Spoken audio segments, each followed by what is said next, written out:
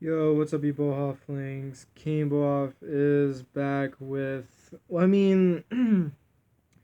For this video, I kind of want to explain what's been happening with the uploading schedule. I just kind of want to explain some of that, and if anything, it's kind of gotten to the point where I'm kind of like seeing my own version of the rise and downfall of video games, at least in my opinion.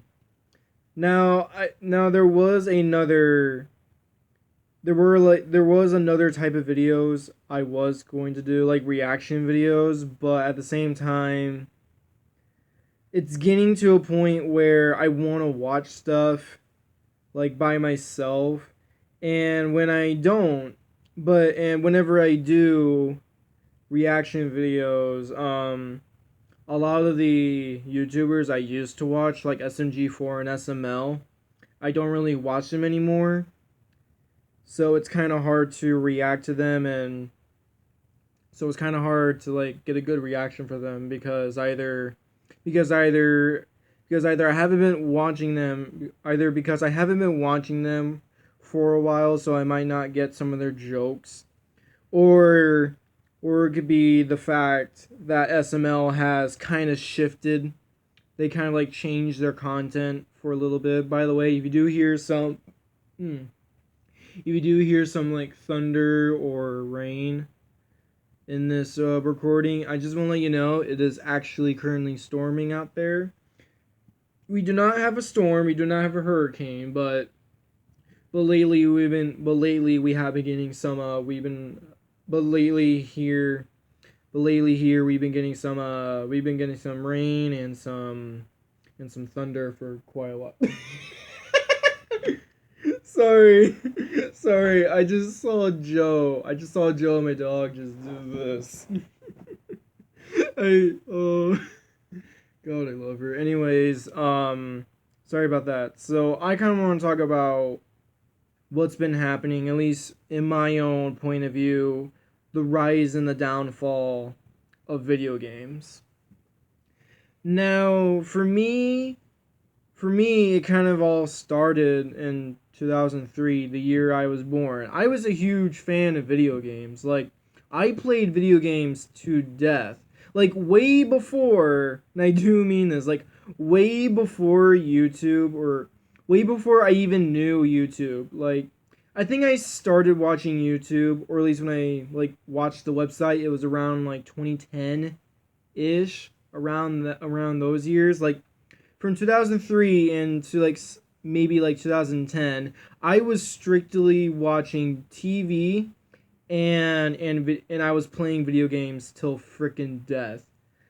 That was literally all the entertainment I have. Although I will say this, sometimes I will go on my parents' computer and watch Netflix.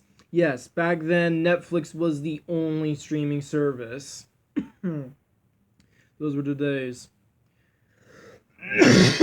Sorry, something in my throat. Anyways, I remember video games back when I was younger, like when I was 5 to like maybe like 8 years old. Video games were coming out like every single month, not year. They came out like every single year, but I remember when video games actually came out like once a month. Like Nintendo and Sega. Nintendo and Sega were probably two of the bigger ones. Yeah, they were two of the biggest ones because I remember Sega back in 2003.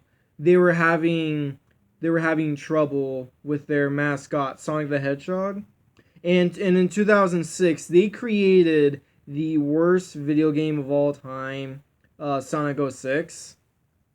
And I played the game, could not get past the first level. I mean this. I could not get past the first freaking level because most of the time, and here comes the rain. And because most of the time, whenever there was this level where I had to where Sonic was on a killer whale, and what you had to do in order to finish the level is to close the gate and let the orca hit the gate Sonic would go flying and then hits the ground, hits the sand, and then a cutscene will play. Most of the time, not all the time, because sometimes the cutscene would actually play. Most of the time, when I actually did close the gate, Sonic's flying animation would be in the sky, and when he hits the sand, it would just be his animation flying. No cutscene would play. It would just be him doing this, head stuck in the sand, just doing this, and the game would not prosper. It would not freaking play the cutscene. So that's one thing. But even after Sonic 06, Sega still released Sonic games like once a month. Sometimes like 4 games. Sometimes three games. Sometimes. But and that also happened, and I think that also went with Nintendo. Nintendo also released quite a couple games like every single month. But slowly over time, I think maybe like in like 2018, 2019 was when, I think 2018, 2019 were the years when games started to slow down to a certain extent. And not only that, for Sega and Nintendo, it kind of feels like ever since Sega struck that, ever since the year... Yeah, I know it's raining. I can't do anything about it. I'm sorry. So, if anything, I think when it all started when it went to downhill was when Sega and Nintendo struck a deal with each other, and what the deal was basically Sega would release 3 Sonic games exclusively for Nintendo Switch. So there was Sonic Lost World, Sonic Boom, right? There was 2 Sonic Boom games, literally worse than Sonic 06. And then there was the third one, I believe, was the Nintendo 3DS. It was the Nintendo 3DS of Sonic Boom, Fire and Ice, I believe. Never played that one, so I don't know. So I don't know that one, but it kind of seems like ever since Sega and Nintendo finally like when the deal finally was off, or when the deal was finally done, it kind of seemed that it wasn't just Sega or Nintendo. It was like every single video game company has stopped making games once a month. And that kind of sucks. And I get it. I do get that you do need to be careful because of bugs and glitches and crashes. I get that. But at the exact same time, it's hard to stay. But at the same time, it's hard to stay with. It's hard to play. It's hard to play those games for months and months and months when either nothing has been announced, or when it does finally get announced, you still have to wait either the next year or 4 to 5 more months. And because of that, the game gets bored kinda quickly. Now, at the same time, it is at the same time, one thing, I guess another factor that could be another downfall of video games is that I'm getting older. I'm actually getting older. I am currently 18 years old. And because of that, video games aren't exactly like, a lot of video games I'm having trouble playing video games. But at the same time, I remember when video games came out like once a month. If not maybe like more than one game. I remember, I think Sega actually released 4 video games in 1 month. I think they did. I don't know. But because of that, it's hard. It's hard to stay involved with the video games when barely anything gets released. And another thing that sucks is that they take longer than they kind of need to be. Because, like, now hear me out. Hear me out. There are video games out there that they do have an acceptable reason why they haven't been released, because they want to polish it. They want to get the glitch. Sorry, I ate. Because they want to get the glitches, they want to find the crashes, they want to find the bugs. They just want to get them all out before they could eventually release the game. But then there are those games that take months, if not like a year's worth of development. Sorry. But then there's those video games that they take months, if not an entire year's worth of developing, and they just kind of fall flat. Like it doesn't seem like it was worth it. One game I kind of hate, I will say this, the one kind of video game news I kind of hate hearing the most is GTA 6. If I really had to be completely honest about GTA 6, I don't think GTA 6 should ever be released. I don't think it should be developed. It should never be developed, and it shouldn't be released. Want to know why? Because GTA 5, pretty much to every single person, every single gamer, GTA 5 is one of the best video games of all time. And some might say that it's going to be hard to top over GTA 5 because GTA 5 was such a good game. I have personally never played the game. I promise. I haven't really played the game. I never really played GTA, so I don't really know the aspects. But I always keep on seeing the rumors and speculations about GTA 6, this, that, GTA 6, what's going to be, what's going to have. Like, it's getting to the point where it's not going to be worth it at the end. Because when Rockstar finally does release GTA 6, gamers have been begging about it. But then when they actually do get the game, they're probably just going to complain, and they're just going to complain about it. Like one of my things I kind of hate about the most about some people is that they wait for the games. They literally waited for the games for freaking years, if not months. They've been asking for that game. And then when they finally get the game, they just crap on it.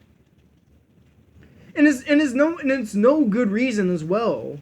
The only reason why they crap on it is because it's not as good as the previous games or game.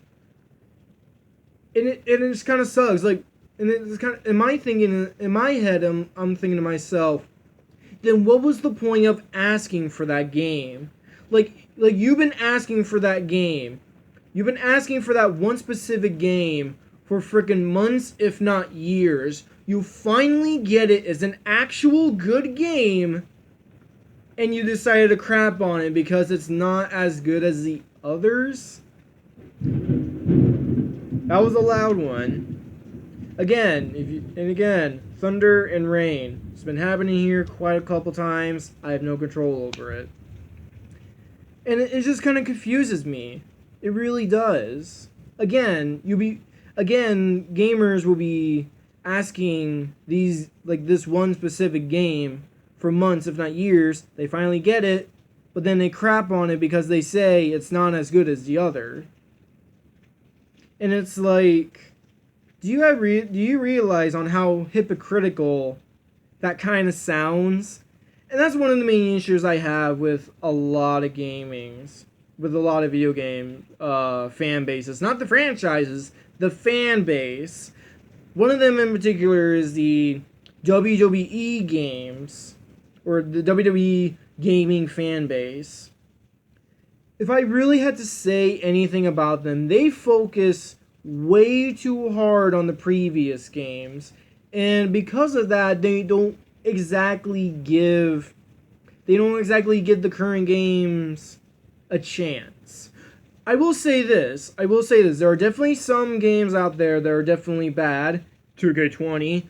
but there are some bad games out there that do have some shining lights in there. 2K20, for example. 2K20, in my honest opinion, 2K20 would have actually been a really good game if it wasn't for the crashes, the glitches, and the bugs. Because 2K20 did a lot of things right. The commentary was actually good. Like, the commentary was actually like a thing you would hear on online television. Universe mode actually got an upgrade with more cutscenes, more rivalry slots. Instead of 3, it's actually 4. And not only that, they doubled the they actually doubled the pay-per-view matches. So instead of having 7, you can choose to up to 14. You don't have to stay strictly to 7 anymore. You can do 8, you can do 9, you can even do 12 freaking matches on a pay-per-view. That's one of the shining lights in 2K20. And it would have been a good game. It really, actually, 2K20 would have been a good game if it wasn't for the glitches and if it wasn't for the crashes. And not only that, 2K20 also brought back the mixed tag teams, where basically a male and a female team up. And I love that. I actually had a fun with that. I actually really did. 2K20 actually did a lot of good things that unfortunately people only see the bad things, and that kind of overshadows the game. The crashes and the glitches I can get, but at the exact same time, there's still some good stuff in there. There were really like a lot of good stuff in there. And then there's those people, and then there's those fans that basically say every single WWE 2K game is outdated. Like what do you mean by outdated? Like, I don't care how outdated the game is.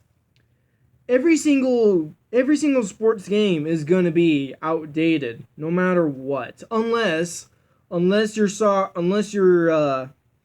FIFA, aka soccer, or football, whatever you're from.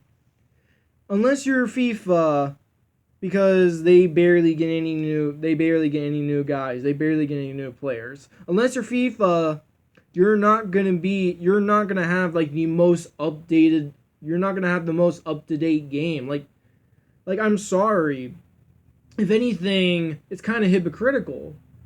And 2K20 is, for its time at 2019, was actually a pretty good up-to-date game, because there was Keith Lee, there was Matt Riddle, friggin' Jackson Riker, there was even, crap. It's been a long time, okay, since I played the game, so please forgive me. They even got Mia Yim. They actually got Mia Yim in there. They even got the Street Profits, they were in 2K19, but still.